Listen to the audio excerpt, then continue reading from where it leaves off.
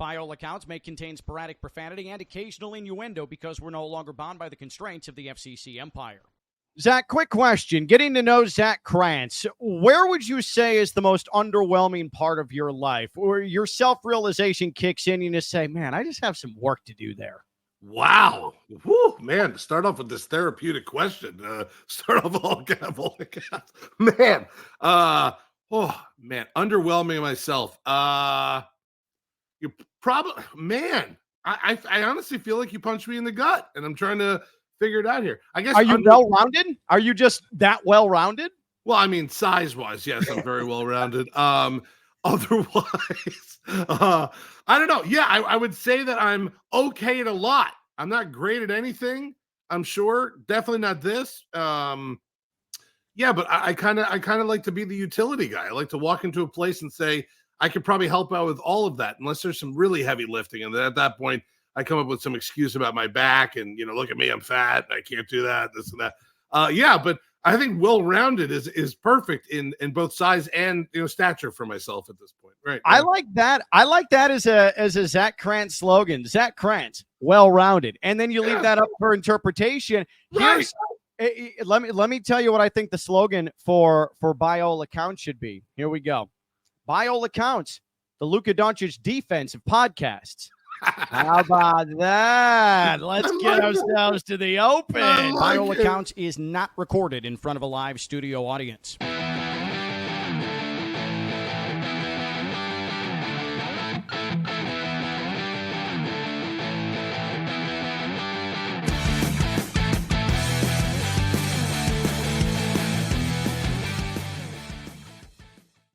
All right, 3 games in. We can both agree. I think we're both on the same page. The NBA Finals are over, right? That's it. I mean, the Mavericks did their best job last night impersonating a Heat team that used to come out in that second half and have one of those turd quarters.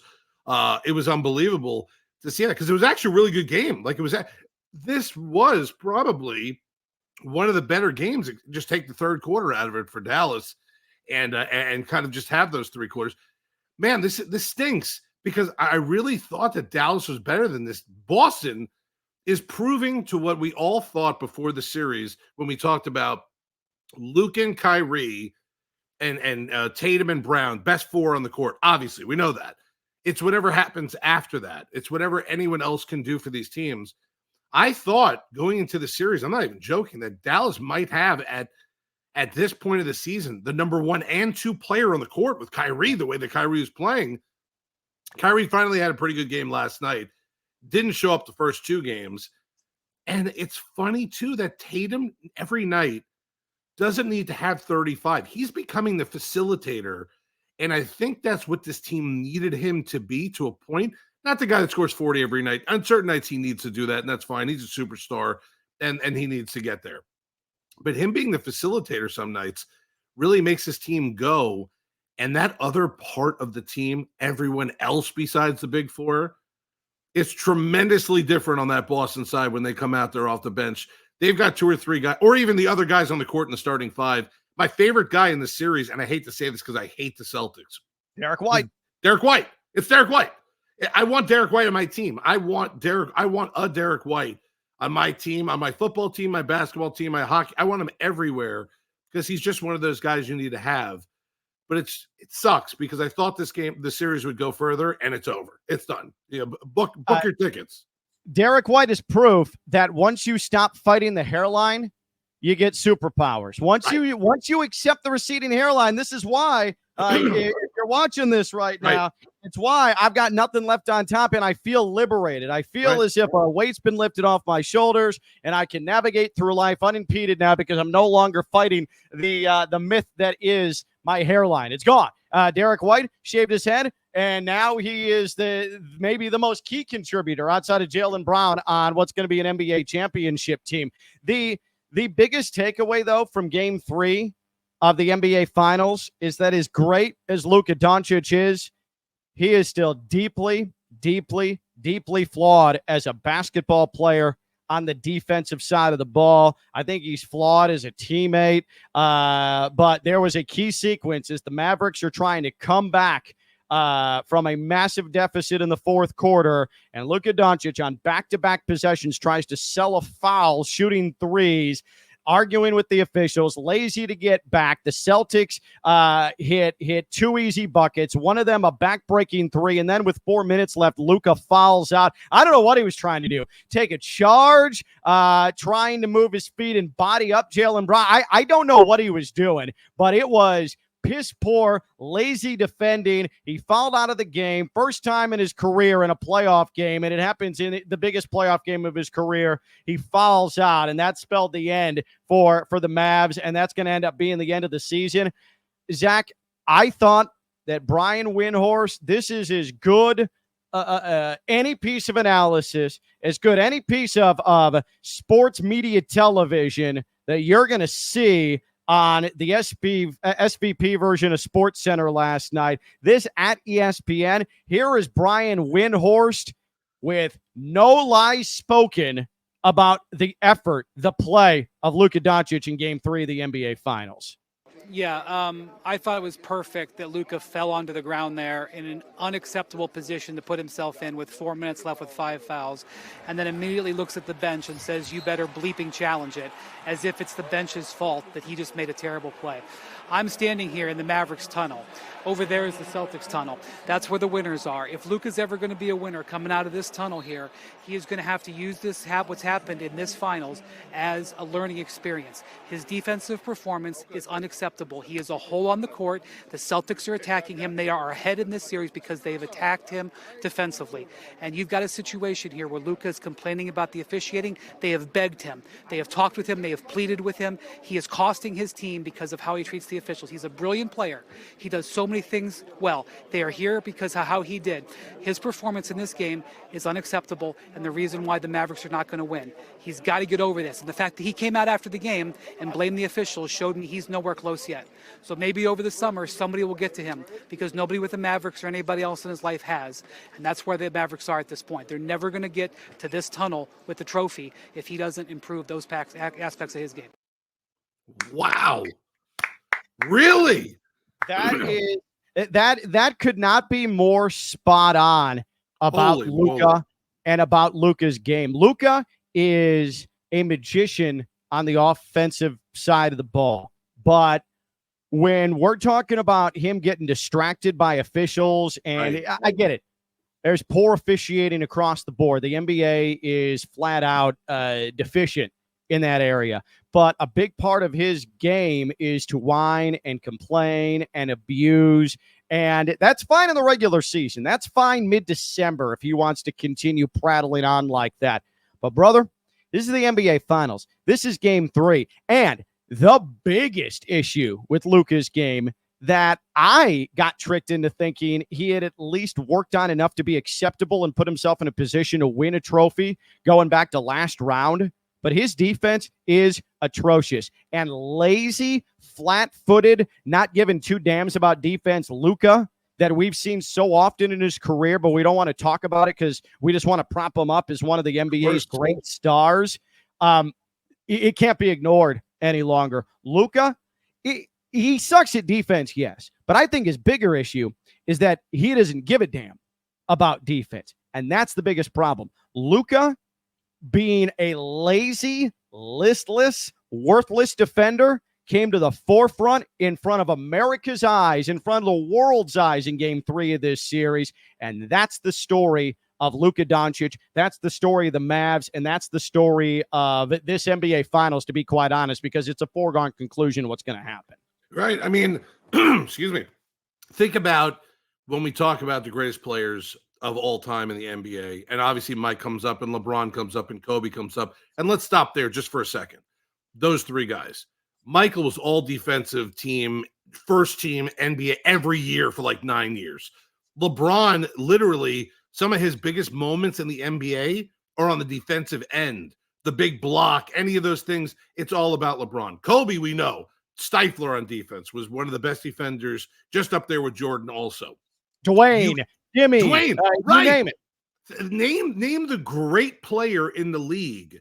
Even how go to the centers, like Hakeem Olajuwon for a couple of years was defensive player. Like You have to be good on both parts, on both sides of the court, offensively and defensively.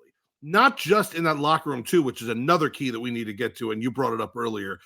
He needs to get better defensively, or he can never be put in that category. I don't care if he wins a couple of rings. He can win 3 more rings. He can't be put in a category of top 5 ever, top 10 ever, something like that, with only being good on one side of the ball. And you're right. This is just a horrible way for someone who doesn't know about Luka's defensive or non-defensive kind of play, seeing it in the finals, not just seeing it in the series, but seeing it up. There's only 2 teams left. Everyone's watching these 2 teams. And if you don't know about Luka's defense or non-defensive way of playing, you saw it and you're seeing it right now. And it sucks. It sucks for Luka to kind of have that be put out like that, because he's such a good offensive player. He's a magician. You said it. He's unbelievable at some points on the offensive end. But if you can't play defense in this league, you just can't be one of the top guys in this league. You can be a good scorer.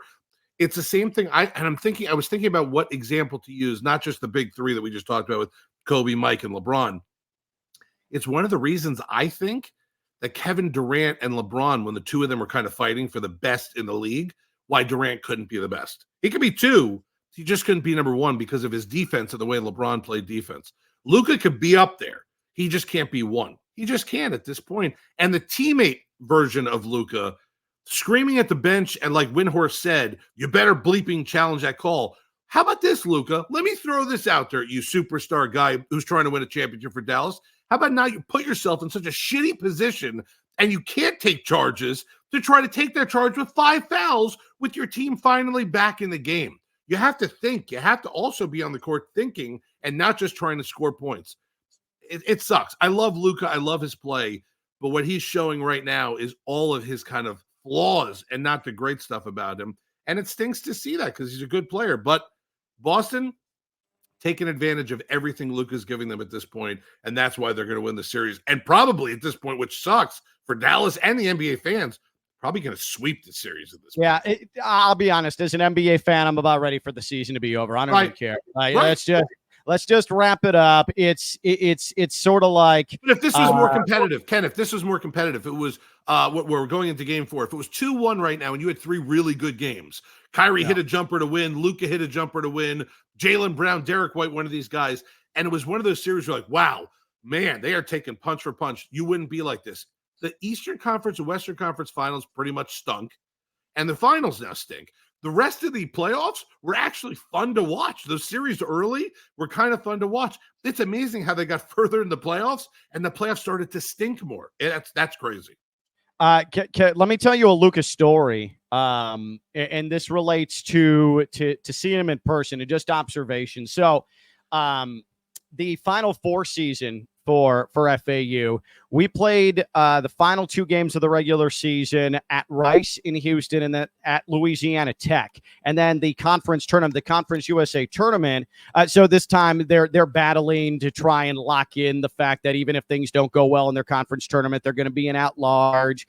This is like 30 wins into the season at this point, but there's still a lot to play for, even though they already clinched the regular season conference championship, because they're trying to make sure they have a cushion going into the conference tournament. So they win those games, and Dusty May and the FAU coaching staff, because the conference tournament was in Frisco at the Cowboys training facility, just made the decision to go from Louisiana back to Texas and stay in Dallas an entire 7 days before the conference tournament was to begin in Frisco, just outside of Dallas. So we ended up staying by SMU in the northern part of Dallas. And one of the nights, because again, it's just a whole week of us sitting around, hanging out, and playing cards, chilling, going out to dinner, things like that. And so Dusty was able to put together the team getting tickets to a random Mavs Jazz game at the American Airlines Center there in Dallas.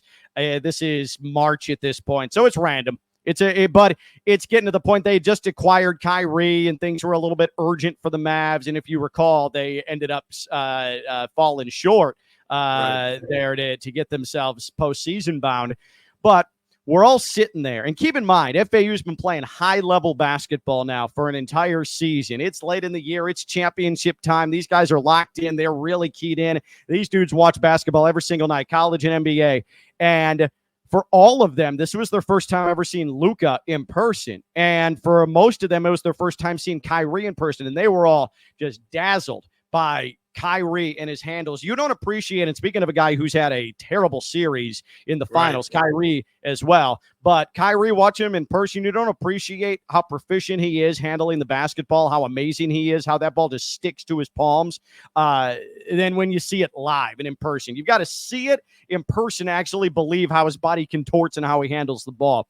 But then there's Luka, and Luka was doing Luka things, dribble into the perimeter and then kind of leaning in, lowering his shoulder on other people's bodies and throwing up shots, kind of meandering off the ball or constantly, like doing his Luka thing and whatever.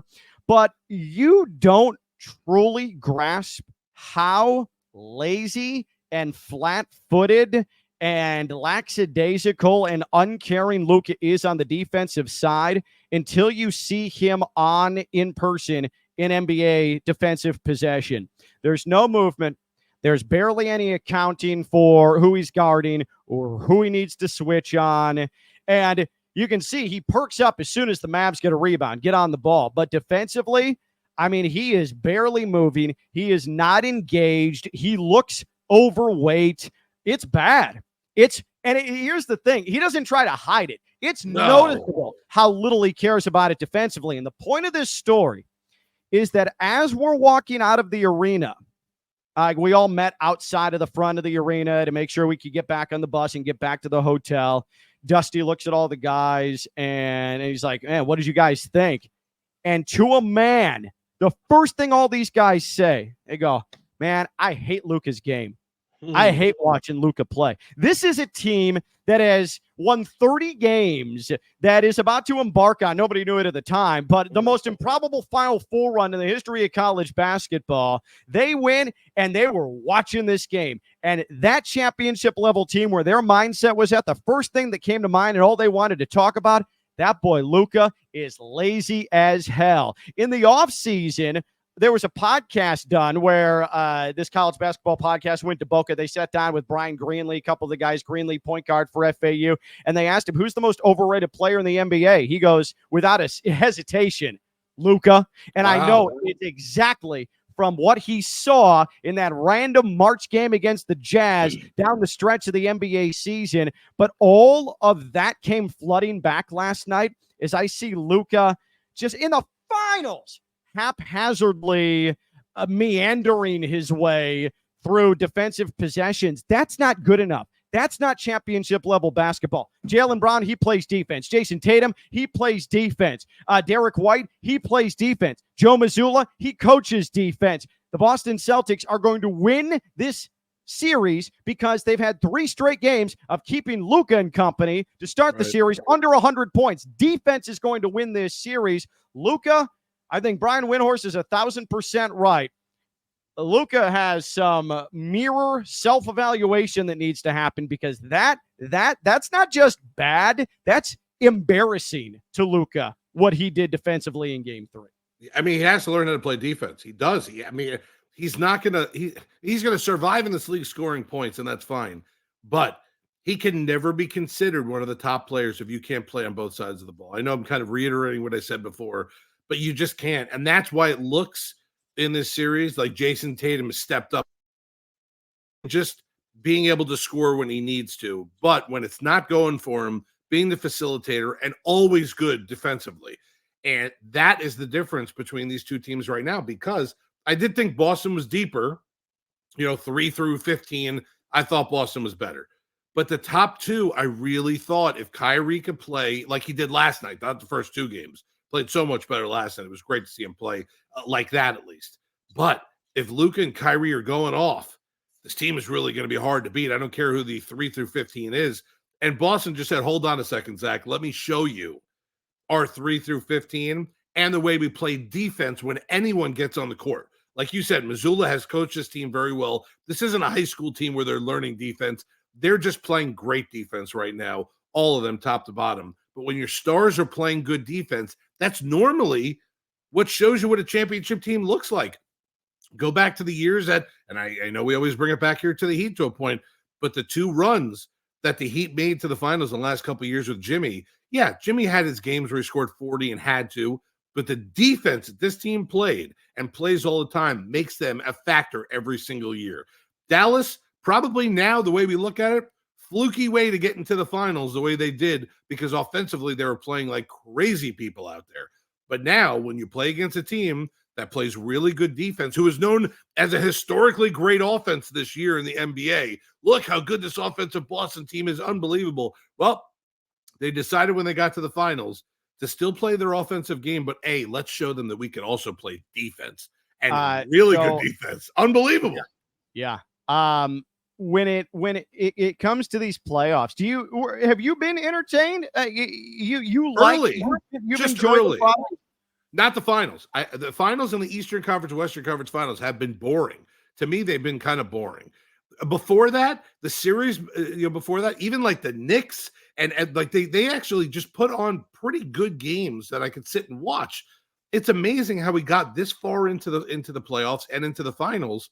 And you're right, to a point.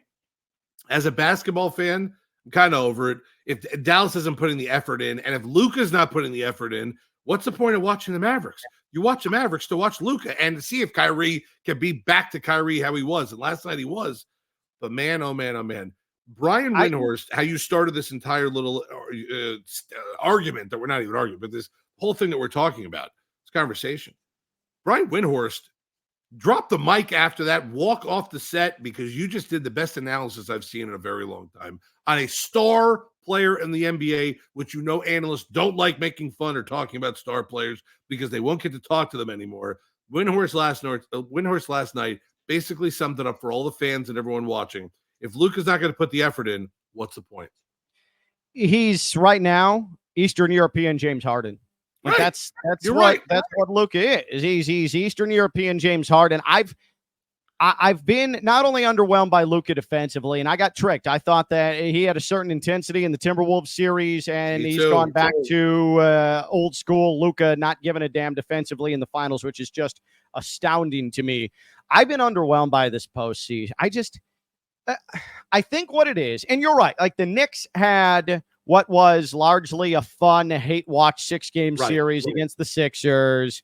They went 7 with the Pacers. I don't know necessarily, though, how much over-the-top drama there was in that, other than the fact that it went 7, and then the ESPN machine tried to tell us just how profoundly important this was in the history of basketball. The Minnesota-Denver series was objectively awesome, but that's about it. And here's my biggest problem is in the East, and maybe that's why I get the sense of being underwhelmed in the playoffs. In the East, other than the mid-cards, because there was no way that the Sixers or the Pacers or the Knicks were going to get themselves into the NBA Finals. They were not going to beat the Celtics. The fact the Celtics never got tested once in this entire postseason run, and we don't know if it's because they're so dominant or because everybody got hurt along the way. There's no Jimmy and there's no Terry in the first round. The Heat steal a game. That's maybe the biggest piece of drama the Celtics have had the entire postseason, was losing game 2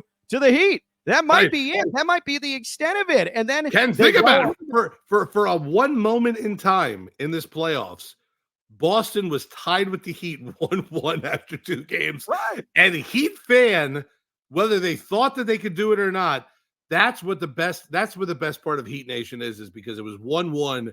And then that next morning when you woke up as a Heat fan, you puffed your chest out and said, we could beat this team. Yeah. I don't think Dallas wins one of these games and goes, we could win this series. Heat fan, after 2 games, Boston ain't shit. We could beat them. We could do it. We could beat this. Jimmy's not here. Don't worry, Heat culture. Interesting around this thing. But I do think you are right.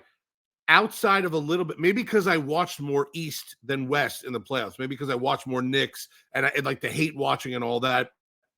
I also would have loved to have seen, even though I think they're outside of the one championship they won a couple of years ago, the Bucks, I would have loved to have seen the Bucks at full strength versus the Celtics at full strength in the Eastern Conference Finals, just to see if Dame could do it with Giannis and see how Boston could handle them. It goes back to with the Bucks. It goes back to what we've been talking about with Luka.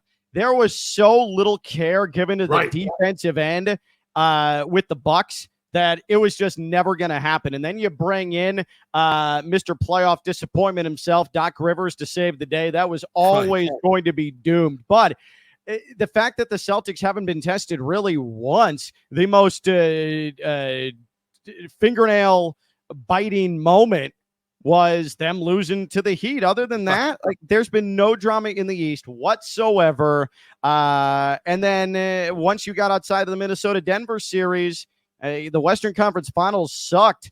Everybody wanted to crown Ant as the new face of the NBA, and what happened? That entire team face planted and got owned by the same side who's getting steamrolled by the Boston Celtics. So for me, I give it a D. This NBA postseason has been just underwhelming and bad, and the quality of basketball hasn't been great. The officiating's been poor. The whole thing sucks. And then there's Dan Hurley and how all of this has gone down. And talk about an underwhelming conclusion to this sudden. It left almost as soon as it popped into our collective psyche, the Dan Hurley to the Lakers speculation. I think the last time we talked seriously about this, it seemed almost a sure thing that Dan Hurley was going to leave UConn and be the Lakers coach. Before that, let me just reset real quick. By all accounts,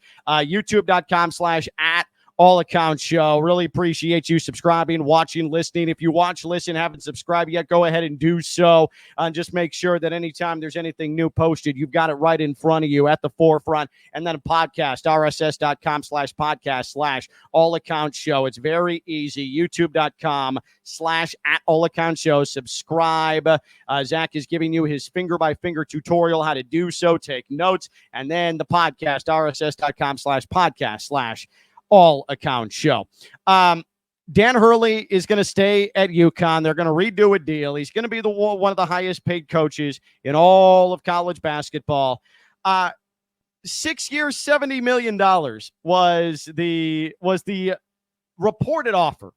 The reported offer from Woj to Dan Hurley that he turned down. That's not even Monty Williams money. If you're the LA Lakers and you're going to go and try and reel in a back-to-back national champion college basketball coach, even without NBA experience, you pay him maybe not to the heights, but at least in the neighborhood of Pop and Spo and some of the Doc. Like you have to, especially if you've pivoted from what appeared to be JJ Redick to go get Dan Hurley, and they did not do that in the slightest. I found myself, I wasn't surprised Dan Hurley stayed at UConn, because I think that there's something to be said to going for a three-peat, and I'm not quite sure the Lakers' job is what everybody's trying to prop it up to be. But then you hear the details of the money that they offered, and it seems completely unserious.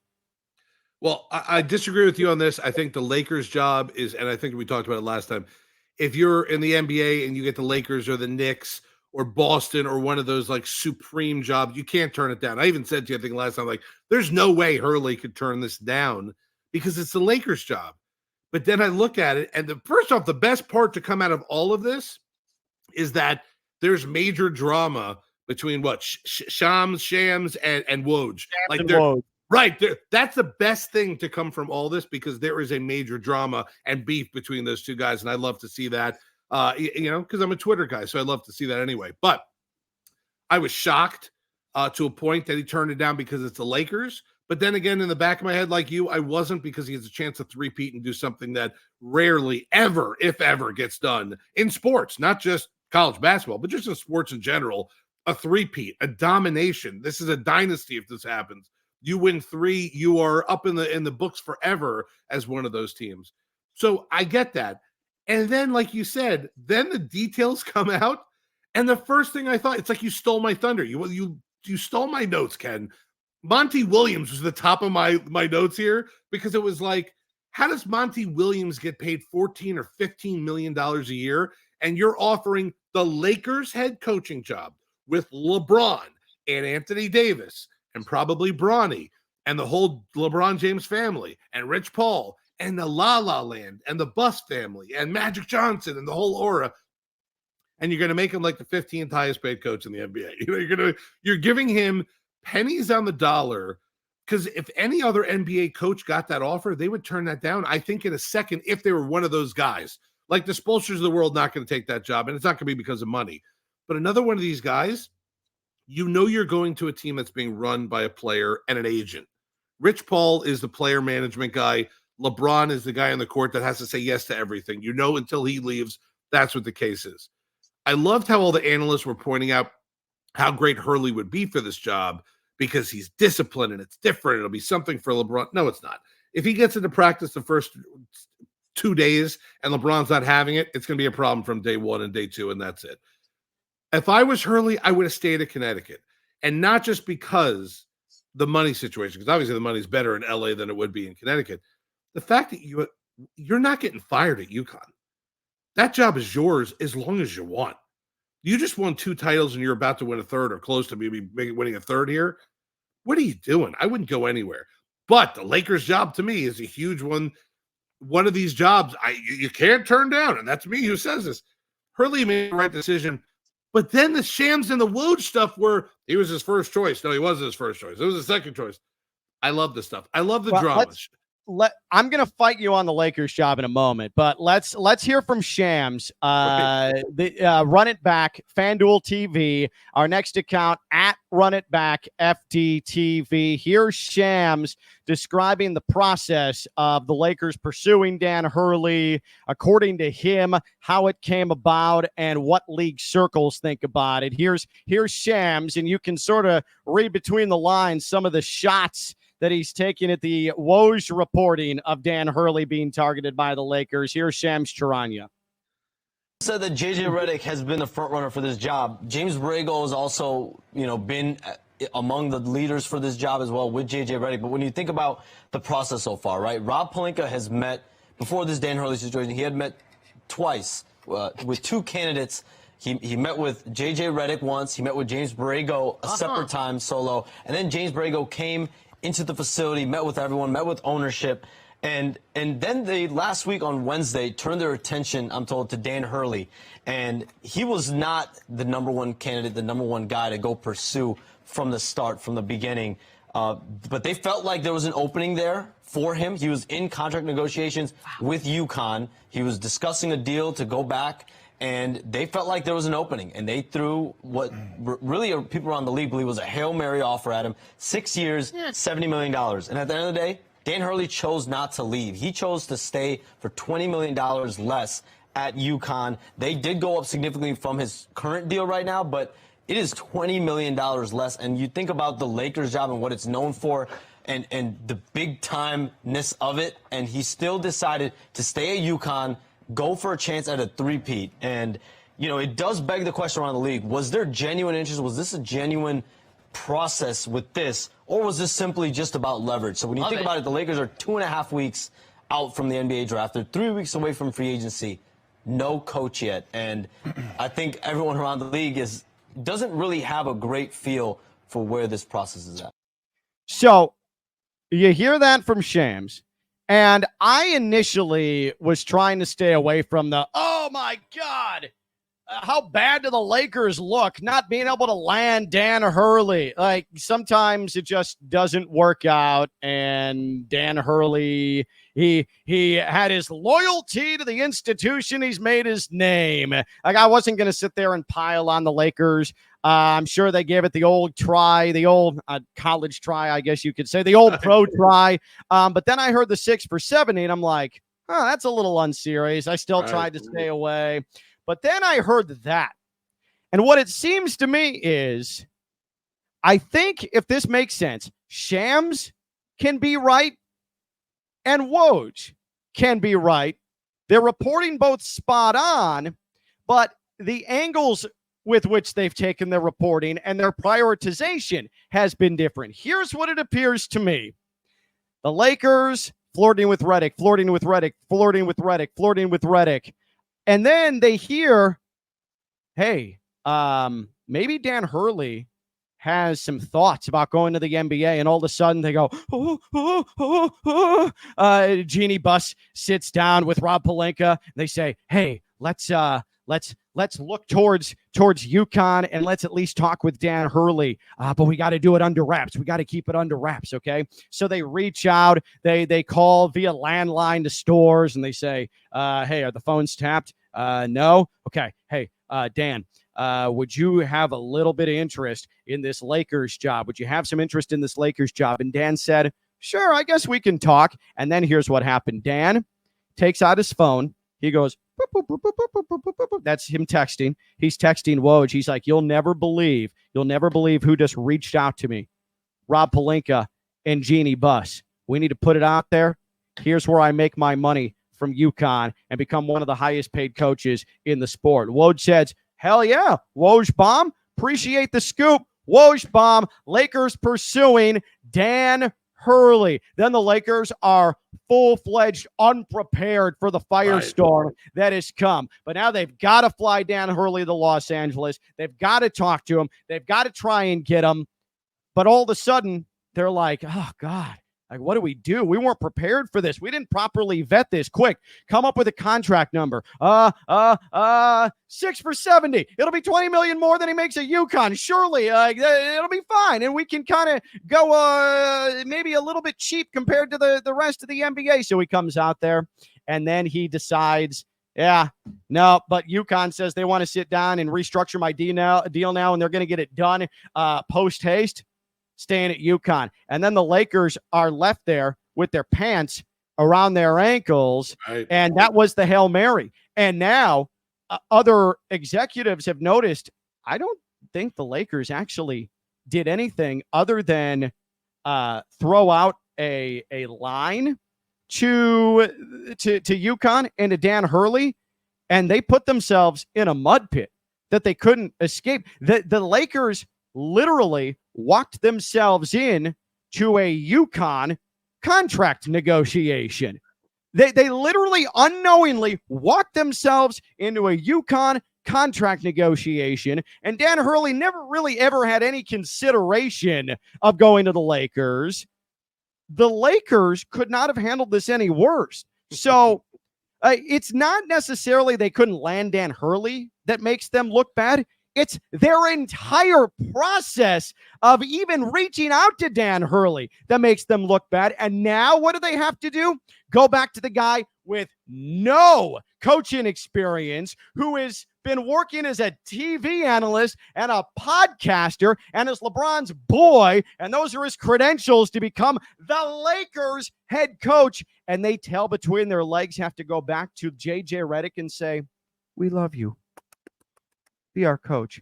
That's really, really bad looking.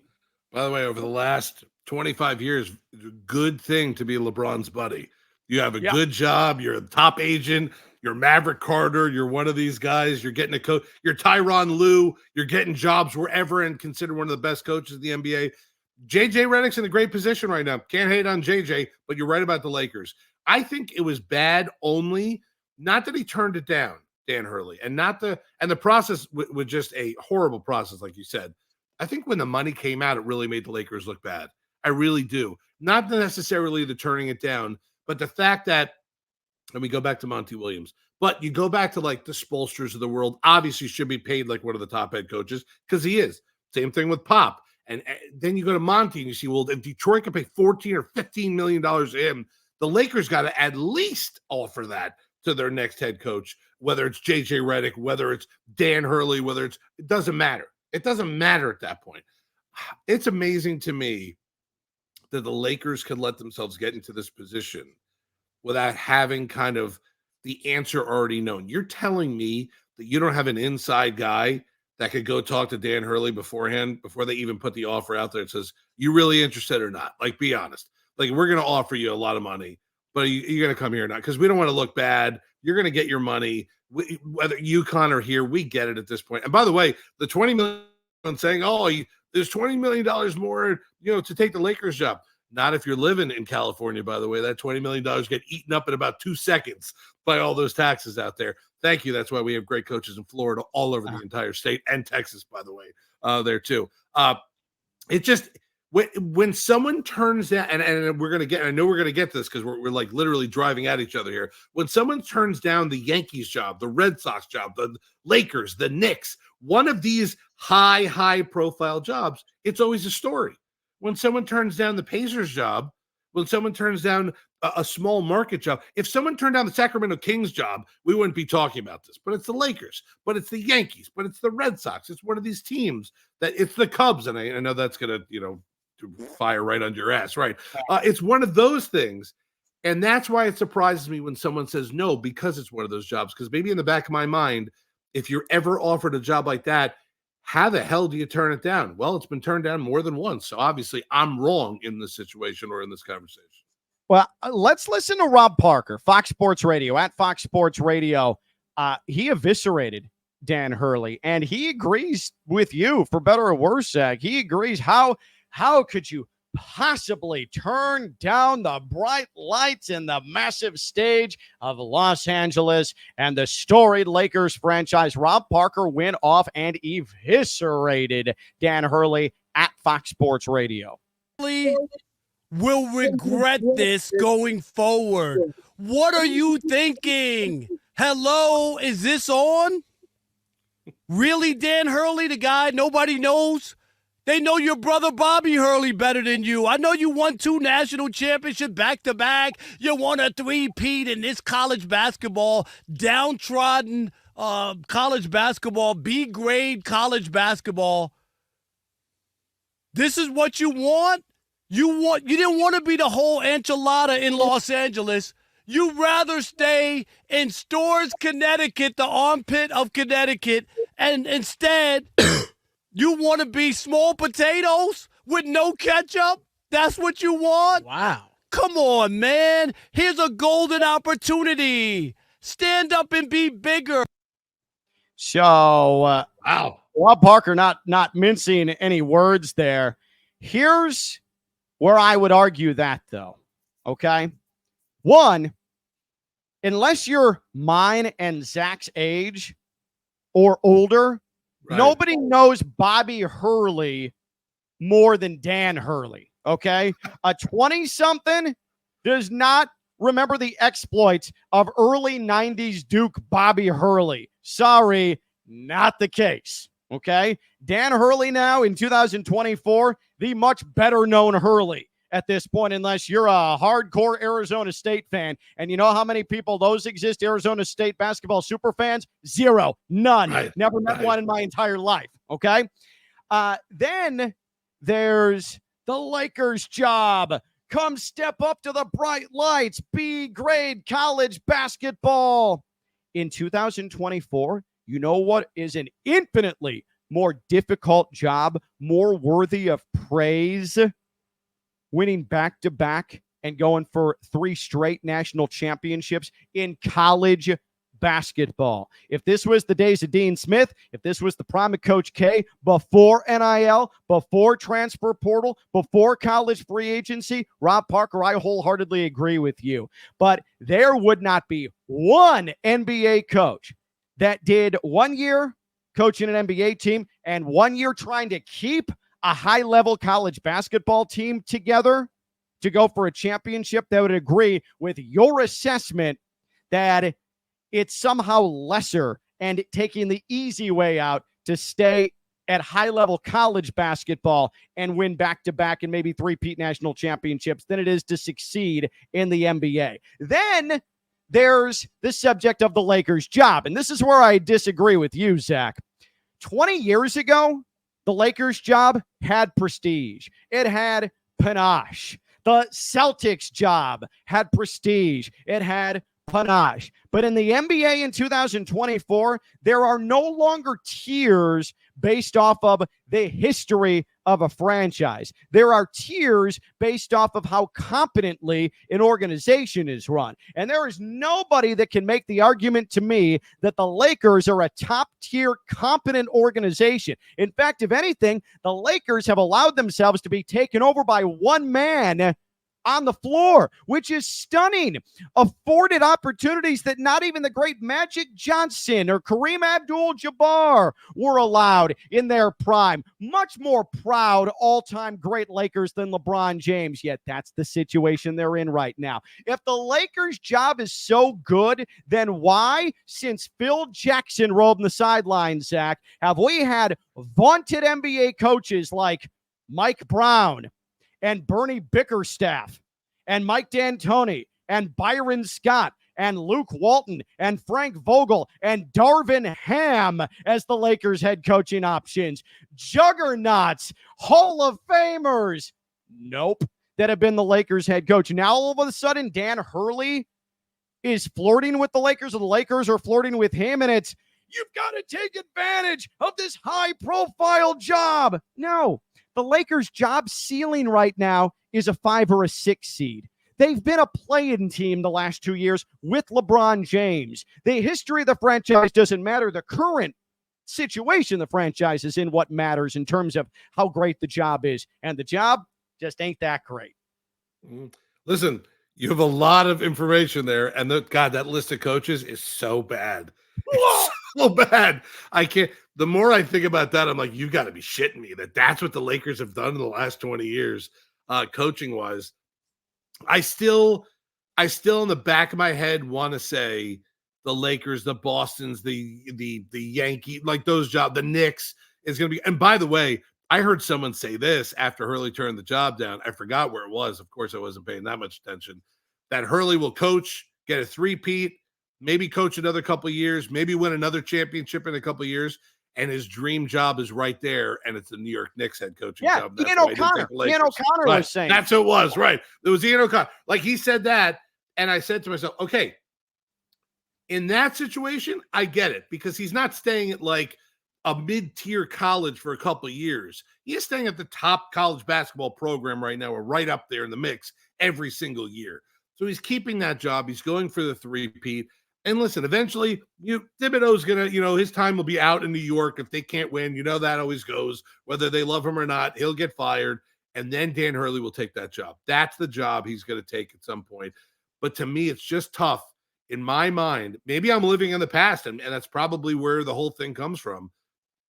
I look at that Lakers job as a top-tier A1 cannot turn down job, no matter what your other job is, no matter what it is. I don't care where you are coaching in college or NBA. If the Lakers call, if the Knicks call, and both franchises, by the way, the two I just brought up, two of the worst in the last 20 years outside of a couple Laker championships, they've really been bad run from the top down. I still look at them as the tier 1 jobs, and maybe they're not. Maybe they're not at this point. I think we're just getting, I think you're right, your self-assessment of living in the past, and that's fine. Like, I do that as well. But I think things have evolved, and this is the NBA, in my mind specifically, in a vacuum. Today, you have a chance to take the vaunted top of the mountain Lakers job with LeBron James, or a vacancy suddenly opens up in San Antonio, and you acquire Wemby. If you're an aspiring head coach that wants to win a championship, which job are you taking? And I'm going to that small market. I'm going to San Antonio immediately over dealing with whatever the Lakers have on that roster. Does that make sense? You're not wrong. No, you're not wrong. You're not wrong. If you're Dan Hurley at this point, or another really good college coach, really good, like trying to get your name out there. You've done everything you can in college, or close to it. Dan Hurley's in a different boat than every other college coach because he's won 2 straight titles. But you're another aspiring guy, name is out there, and every time a coaching job comes up, your name gets put in the mix. And that San Antonio job comes up, the Lakers job is out there, a couple other jobs are out there. You're right. I think you have to take that San Antonio job. And I was thinking this whole time, too, of asking a really dumb question because it would never come up, and especially we know what happens down here. If the Lakers job comes up, if the Boston job comes up, if the San Antonio job comes up or the Miami job comes up, organization-wise and player-wise, if you had to put them in order, I think the Lakers are fourth. Yeah. Out of those four. Now, the Heat job is interesting because the Heat, more so than any organization, I think you would have to hire from the inside because, again, to work under Riley, you're not just plucking someone and Riley saying, there you go. Or you have to be from like the Riley family. Like you have to know, like, and I was going to yeah. You got to know Riley what's going on family there. is still very concentrated within that Heat organization still. Right. So honestly, if that job opened, you know who the first call would be? Chris Quinn. He's the head coach immediately. Like that's 100%. He's the heir apparent in that spot. So I think that if I were a college coach as well, I would have learned lessons from the past from Rick Pitino. He went to a Celtics team that needed a lot of work that didn't go well. John Calipari went to a Nets team that had absolutely nothing that didn't go well. Billy Donovan, who's been stuck in mediocrity in Chicago because they just don't have the pieces or an organization with any foresight enough to build a competitive roster. They all made the leap from, well, I take that back. Billy Donovan, though, first time around, he took over a team that was on the precipice of starting to explode and had gone to the finals, and he was unable to get them back there. But that was a team ready to win, which is why he got a second opportunity. So I would have learned all those lessons from those three, though. And if I'm a college coach and I'm coming from a back-to-back national championship team, I'm not inheriting an NBA team that has work to do to get itself championship ready. I'm inheriting a team that has a championship piece that is about to get there, or a team that's ready to win and ready to win now. And the Lakers are not ready to win now. The Spurs aren't either, but the Spurs have that championship piece where you're also going to get a little bit of leeway because the guy's going into year 2, and you're going to be allowed 4 or 5 years to see this thing through. It just was not going to be smart business. Big potatoes or small potatoes or whatever the hell Rob Parker said and all. That's just not a prestigious job, at least not at this moment. By all accounts, youtube.com/@allaccounts show. Go ahead and subscribe.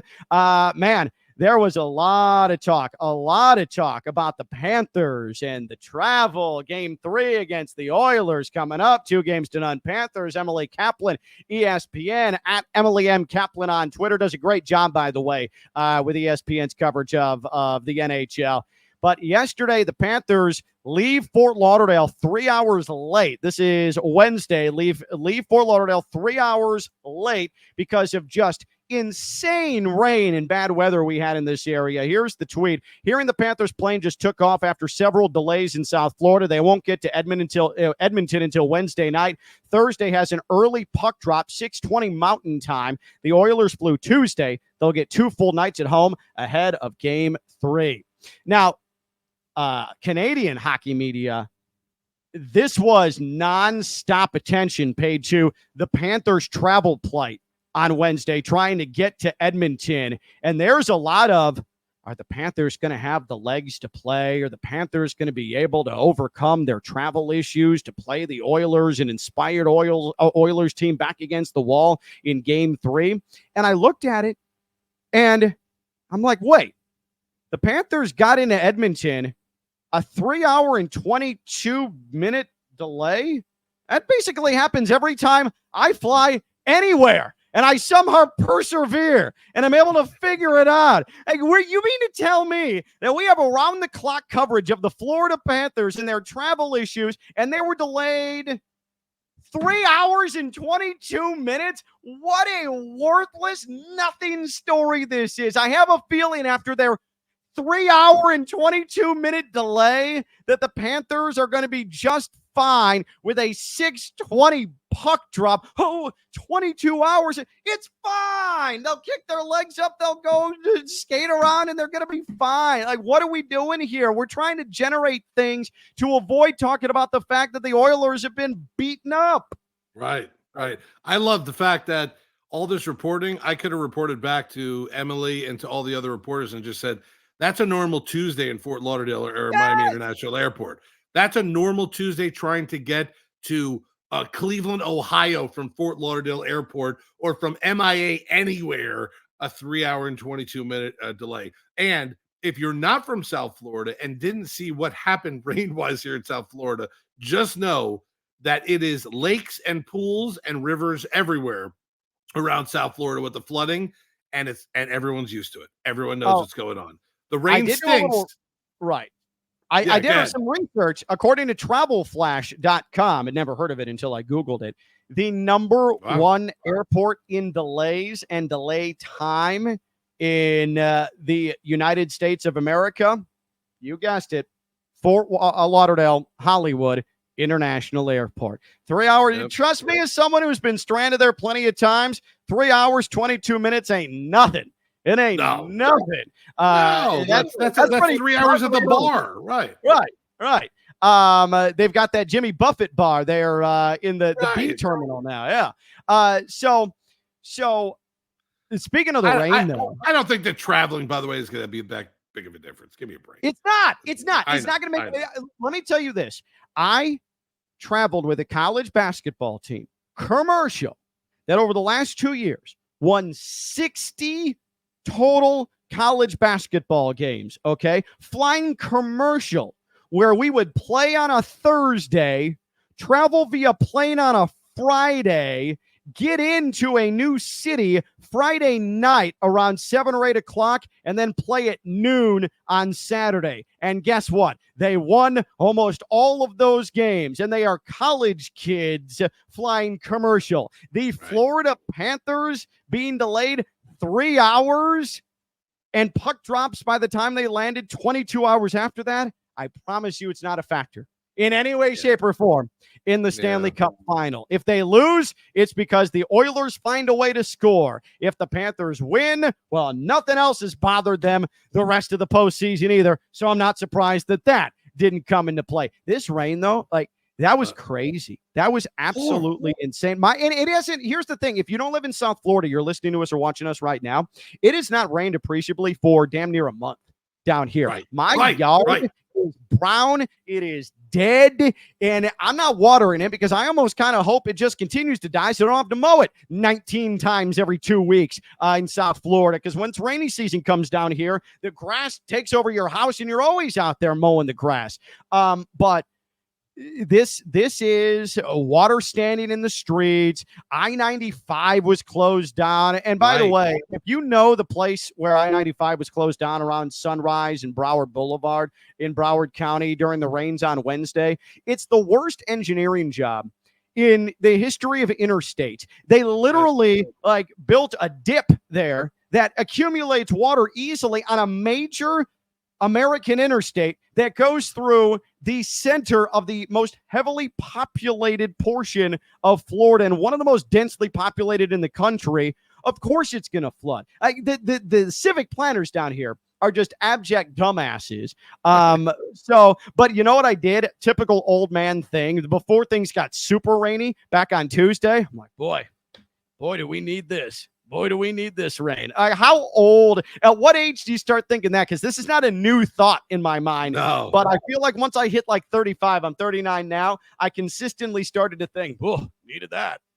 When did you buy your house? When did you move into a house? That's when you become an adult with the grass, I think. And that happened to me. Because when I lived in my apartments in the condo, when me and Ashley were first together or we first this deal, rained outside, great, this and that, didn't care. I moved into my house and we would go through the drought that we had in the last month, like you said. I'm out there every day going, man, look, how the grass was not brown. The grass was turning a different color at this point. It was so dead all over. And now, by the way, for people that don't live in this kind of climate that we do down here in South Florida, my backyard at this point, not just is flooded, it's like Jurassic Park. The grass overnight grew 4 inches with all the rain because it hasn't had rain in so long. I went back there because of course I'm a big dog guy. I love my little dog. I know we all know about Ken's dog. We just met him, the last episode or not. I feel bad when my dog is at the window because it's got to go to the bathroom, but it is pouring and my dog will go out there. Of course, you got to go. This morning, my dog goes out there, and it's not really raining. I think I had a little drizzle this morning, nothing crazy. My dog goes out there, and within 10 steps in the grass, I almost can't see my dog anymore now. Yeah. This thing was brown 2 days ago, and now it's Jurassic Park. I feel like there's a velociraptor in my grass back there. Right. I was just going to say, like, I could see you walking out there. It's like 4 a.m. and you're taking you have your hands turned inverted and your palms pushing outward to get through the dense brush, and you hear a you're like, what is that? And then you hear like a fingernail clicking on your patio. Mm-hmm. You're like, oh my God. And then you hear it start to run and you're dead. By the time you hear it start to run, you're emboweled. It's emboweled. Yeah. It's over with. And listen, if you're not from South Florida also, and I live in Davie in South Florida, where I live is where you see those stories about the iguanas that when it gets too cold, they freeze in the trees and like fall out. Well, guess what, folks? When it rains and then it's sunny out and you get that South Florida sweat heat, that 90-degree open, just touch the window. Like the window in my room right now is sweating. Like that's how bad it is at this point. When you go out there, I have iguanas that are about 6 feet long that look like alligators that are just kind of walking around in my backyard that are just kind of all over the place. And at 4 o'clock in the morning, I don't need a damn velociraptor. I need one of those things just to make a noise. And I run back in like Freddy Krueger's in one of my dreams, brother. It is bad. Well, because I've got the puppy, and the puppy does a really good job of only gets up like once in the night to have to go to the bathroom. It's a miracle puppy from that standpoint. I wish he behaved as well as he does at night throughout the entire day. But because it's rained so much, you've got those goddamn toads all bouncing around. I am those things are so bad for small dogs. I mean, they kill these toads. If you're listening in a certain part of the country, most of the country, you have no idea what we're talking about. There are toads that dogs lick them and it is toxic to them. And if they're small enough or have ingested enough of the slime that's on these toads from licking them, they'll die. These dogs will die. And my dog, being only 14 pounds right now, that's why it's always been a nice peace of mind having massive dogs typically, because they may get sick, but these toads aren't going to kill them if they're gigantic creatures unless they eat the toad. But I am constantly on the lookout. It's like Titanic looking for icebergs for these toads. And the more it rains, the more they're just bouncing along your yard, and the puppy all of a sudden starts to pounce, and then you're like the Matrix trying to extend your arm and in slow motion scoop up the puppy before its tongue makes contact with the toad. The whole thing sucks. It's very, very stressful right now. It's horrible. It's horrible. And it's horrible I'm so afraid when the dog goes in the backyard too, or even the front at this point, because I see this, what are they called? Like bufo frogs or buffo? I don't know what the hell they're called. Something like that, right? Am I close? Right. I'm close. Right. Something horrible. And all I want to do is go out there when I see one of these things. And I'm sorry, PETA, if you hear this, all our PETA listeners out there, I really just want to drop kick one of these frogs out of the way, like get them out of the way so they're not even close, because they're always back there, front or backyard. And it sucks. I'll say this. I literally this morning put my dog out there and it looked like it got like just gone, like into the weeds, into the grass, and it was gone like forever at this point. It is amazing what happens like in a 24-hour span when it rains down here in South Florida. I'll say this, fuck PETA and fuck those toads. I don't care. I'll kill their ass. I get it. I'm with you. I'll take out a salt bag and try and salt him and see what happens then, that piece of shit. I hate those things. I hate them. Those things are the worst. And not only that, they also shit all over my patio. Like the little toad shits are everywhere. Yeah, I got like toad shit on my patio. Like you're right. Fuck them. Like if I see one today, it's all over. It's I might commit a murder today of a frog if that frog's out there today. I just, this is first degree. I'm saying it beforehand. It's premeditated. If one of those things goes near my dog or tries to shit on my patio today, it could be all over for a toad today. That's it.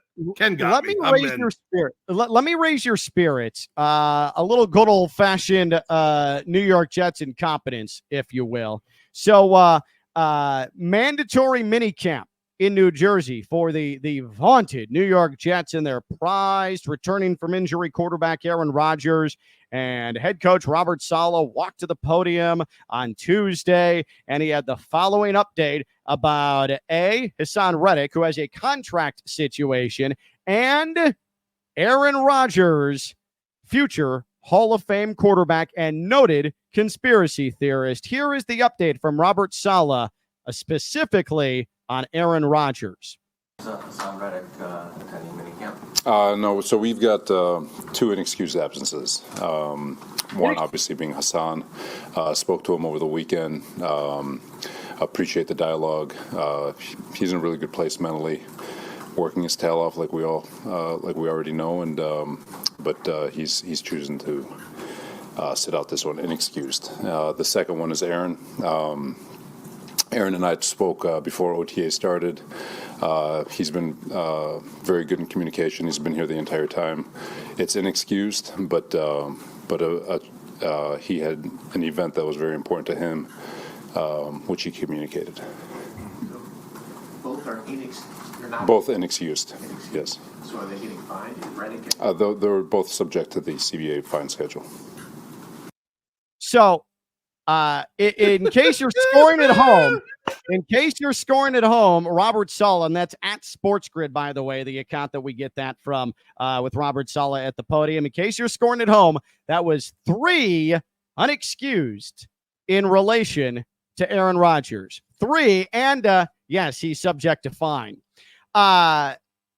When you heard, just want to see where your head's at. When you heard the event that was very important to Aaron Rodgers, what that might be. Just give me. What did you think it was? What did you think the event was? I can't, like a birthday party at Chuck E. Cheese. Like the first thing that came to my mind was something just so stupid. Like it had to be like a birthday, like somebody's party, something. Because this is the same guy that takes trips into caves and takes mushrooms and all this. I love this guy. This guy's great. I can't wait till the day before training camp opens. He decides he's going to retire. Like he's done. He doesn't want to play anymore. The Jets are screwed. Salah has no idea what's going on. This is just incredible to me that this is going on in Jetland. I mean, you're talking about unexcused absence from your quarterback. Can you imagine what would happen to ESPN if Tua took 2 days off unexcused down here in Miami? It would explode. ESPN would explode. Connecticut would have an earthquake. Like they would be so excited to talk about it. And listen, it's the Jets. They have to talk about it on ESPN. But good God Almighty, can we play the game of what was Aaron doing instead of being at camp? Oh, this just makes me so happy. You're right. This makes me so. I'm not murdering a frog today. You talk me off the ledge. I'm good now. I just thought. For me, I thought that Aaron Rodgers either A, was going to an ayahuasca vomit party, B, was headed on a conspiracy theory retreat with Robert Kennedy Jr., C, was going to storm the Capitol, or D, was caught up just making his own toothpaste with his favorite friends. I mean, the event that meant a lot to him, I found to be hilarious. Now, if it's just me, Robert Salah didn't seem to be, I don't know, like thrilled about the update. He communicated with me. Didn't seem thrilled, though, when he says 3 times, unexcused, an event that means a lot to him. Yeah, he's subject to fine. Robert Salah didn't seem thrilled, but after that press conference where we all had a good old laugh about Aaron Rodgers missing mandatory minicamp, Connor J. Hughes at Connor_J_Hughes covers the Jets. He tweeted the following because now the pro Jets parade came out of the woodwork to defend Aaron Rodgers and the New York Jets. Aaron Rodgers planned this trip when he was still rehabbing. The Jets have known about it from the moment there was an overlap with the release of the minicamp schedule. Rodgers is unexcused because you can't excuse a trip, but not a contract dispute like Hassan Reddick. Semantics, but there's no unrest inside the building. The Jets don't think it's a big deal. Not sure why the world is reacting differently. Rodgers missing these 2 days after being at every voluntary workout the last 2 years will have zero impact on what the Jets and Rodgers accomplish this coming season. Not sure why the world is reacting differently when it comes to Aaron Rodgers. Connor, have you been living for the last 2 years? Have you had a functioning brain the last 2 years? Of course, when the head coach steps to the podium and says unexcused for an event that meant a lot to Aaron Rodgers, given as the reason for why he's missing mandatory minicamp. Of course the world is going to have that reaction. What type of reaction is that, Connor? Oh, this just makes me so happy because this is just so typical Jets, right? Like this guy played the biggest news in the world, Aaron Rodgers going to the Jets before last season. Oh my goodness, Aaron Rodgers, he's going to the Jets. They're going to win. They've got a good team. Their defense is so good. Oh my God. He played 4 plays and got hurt, folks. Why is it a big deal? Because he's played 4 plays for the Jets, and now he's missing mini camps because of somebody's birthday party or something that's going on, something that he wanted to do. I love it. I think it's great. This makes me happy. The Jets are the Jets. They'll always be the Jets. And now with Aaron Rodgers there, the only thing I could think of to make this better at this point is like what I said before, is if we're a week away from training camp opening and Aaron Rodgers puts out a statement, I don't know if I could do it anymore. There's so many other things I want to pursue. I love the Jets and Jets Nation of the NFL. I'm going to sit out this season. I'm done. Oh, man, that would make me so happy. Oh, that would be so great. And we're reacting to it like we are because this is the same guy who said after the Jets season came to an unceremonious end in December, he's the same one who said, we got to keep the bullshit out of the building. Got to keep the bullshit out of the building. And then what did he do? Almost 7 seconds later, started flirting with the idea of being the running mate of the most noted conspiracy theorist we may have ever seen in presidential politics in this country. So that's why, Connor, we're all reacting and the world is reacting the way that it is to Aaron Rodgers not being at mandatory minicamp. Oh, but Tua missed camp and so missed camp. Those were all voluntary. The difference between the word voluntary and mandatory is that they have completely different definitions. Voluntary, volunteer, mandatory, have to be there. It's different, okay? So, but this is my biggest issue with this entire thing, is that if it is truly not a big deal, and it is just semantics, and we're overreacting, why didn't Robert Salah convey it the way that Connor Hughes conveyed it? If it's not a big deal, and Robert Salah then the following day went on to clarify him and Aaron were on the same page, why didn't he extend that to all of us the first time he mentioned it? Why did he say unexcused 3 times? Why did he bring up the fine? I'm all for being as forthright as possible, but when you do that, you've got to provide the proper context. This is so normal for the New York Jets to unnecessarily bring drama their direction that doesn't need to be there. If this truly is not a big deal, then Robert Salah, who is not a shy guy, who is not bad at the podium, needed to provide the context and have the foresight that if he didn't, this was going to explode out of control. But this is just another reason why they have been, they are, and they will continue to be in that New York Jets building a circus clown show, because they can never get out of their own way, no matter who's there and no matter who they sign and no matter who they give the benefit of the doubt to. And in this case, Aaron Rodgers is who you're always giving the benefit of the doubt to and putting all your eggs in that basket. The New York Jets are just a consistent clown show chaos department, and this is par for the course for them. Why couldn't Robert Salah just say all the things Connor Hughes said? Why couldn't he explain what was happening? And it's because I think when you're in that building and in that organization, you just lose any ability to have common sense and operate like a real functional human being. Yeah, it's totally, it's just a Jets thing. They jetted. They do what they always do. This franchise has been a clown show for a long time. You can even go back to when they were actually pretty good in the Brady years with Rex Ryan there. They were still a clown show. They were still a full clown show at that point. Good team, but still a clown show with Rex Ryan running it. Salah, he put himself in a really shitty position by saying the way he did. You're right, 100. If Connor Hughes could come out and give this statement, then Salah should have he didn't have to go as deep into this. It could have been one of these 3 sentences that he said, and it would have been fine. Listen, we know what's going on with Aaron. This is something that was planned a while back. It's unexcused. We're dealing with it. Big deal.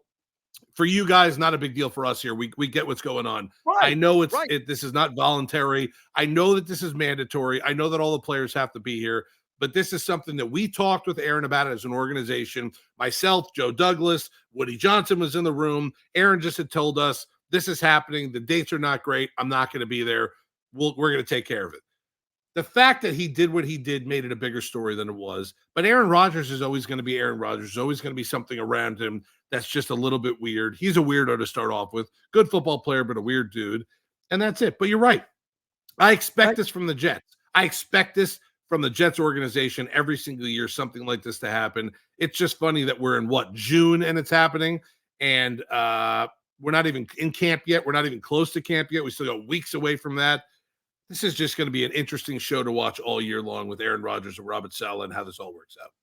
You have a guy who is consistently prognosticating about some of the darkest things that the internet has to offer, some of the most insane thoughts that a public figure puts into the universe on a regular basis, a constant lightning rod for controversy, someone who very often marches to the beat of his own drum and causes controversy. And you're going to step to the podium and you're not going to give the proper context other than he's at an event that means a lot to him. Who knows when it comes to Aaron Rodgers what that could possibly be? I know I go to worst case scenario in that spot, like spending the week with Robert Kennedy and you say unexcused 3 different times, and then you say yeah, and he's liable to be fined. All it takes, like you laid out, Zach, is hey, he scheduled this before the mandatory workout schedule came out. We're fully on the same page. We're all good. He's put the work in. He's going to be at the next one. Everything is fine. I know you guys are going to want to pounce on it. I promise you guys that this is not a big deal at all. And the only reason that the fine is going to come down is because it's the policy of the NFL that this has to happen. I wouldn't fine him if that rule wasn't in place. That's what you say. But again, the Jets, it's like every time that there's controversy that goes through that building, they act like it's the first time they've ever encountered controversy. And they're just diving head first, innocent and unsullied into it and have no idea how to navigate through it. They are a consummate, and it's amazing. It happens through coaching staffs. It happens through different rosters. The Jets can never and will never get out of their own way. Like, it's got to be a Woody Johnson thing, because this all happens under his ownership. Like, what did they do? What do they teach there? Do their PR people do anything? Do they just ignore their PR people? Someone's going to have a brain and common sense at some point, maybe in the next decade, and say, hey, maybe we want to intelligently handle the media at some point.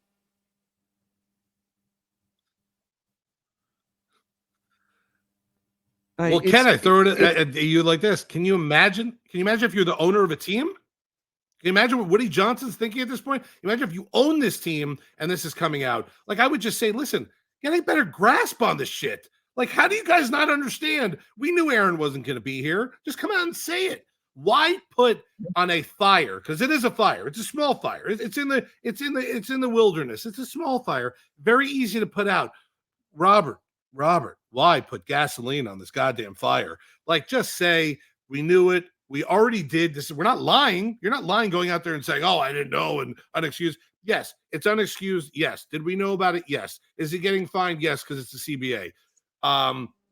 Is it something that's bothering us? Yeah, we'd love to have him here, but we knew he wasn't going to be here. End of story. We're done. Let's move on. Hassan Reddick's contract is the reason why he's not here, but I did talk to him, and he'll be back next week. Okay, next question. Who's up? Like, they just and do it like that. If I'm the owner of the team, I'm going, what the hell is this guy doing? Like, handle this a little bit better. Okay, you're not a PR. You didn't graduate college with a PR degree. Great. Well, guess what? You're a head goddamn coach in the NFL. Take care of this the way that we don't have to talk about it for a week straight now. Plus, we have the nastiest media guys in the world here in New York. This is going to get much worse if you don't put this fire out right now. Please put this out. Thank you very much. Have a great day. That's it. So speaking of Connor Hughes, not sure why the world is reacting differently. this is not a big deal. It's because, one, it's Aaron Rodgers. Two, it's the way Robert Salah addressed the situation. And three, the Jets never, ever give themselves an opportunity to ever get the PR benefit of the doubt because they always step in it and always lend themselves to chaos and controversy because I think it's just deeply embedded in the New York Jets culture. It's been that way. It is that way. And it will continue to be that way. And I say more of it, please. Please. I mean, just more of it, please. More. Yeah, just give me more. Right. More of that. So Zach just and I are going to. I love it. Yeah.